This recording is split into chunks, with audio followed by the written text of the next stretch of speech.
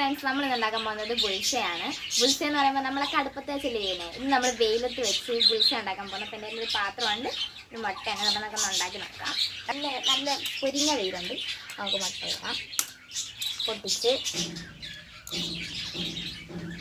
ബുൾസ പോയി ഓംപ്ലേറ്റായി. അപ്പോൾ നമ്മൾ മുട്ട ഒന്ന് ഇതാക്കി വെച്ചിട്ടുണ്ട്. ഇനി നമുക്ക് 1 മണിക്കൂർ 2 മണിക്കൂറൊക്കെ കഴിഞ്ഞ് വന്ന് നോക്കി നോക്കാം.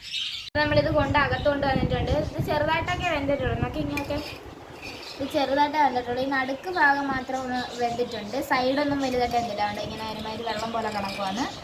ഈ എക്സ്പെരിമെൻറ്റ് ഫെയിൽഡാണ്. ഇത് ഞങ്ങളൊരു 3 മണിക്കൂറെങ്കിലും വെച്ചിട്ടുണ്ട്. 4 മണിക്കൂറൊന്നും വെച്ചില്ല, 3 മണിക്കൂറെങ്കിലും വെച്ചിട്ടുണ്ടാവും.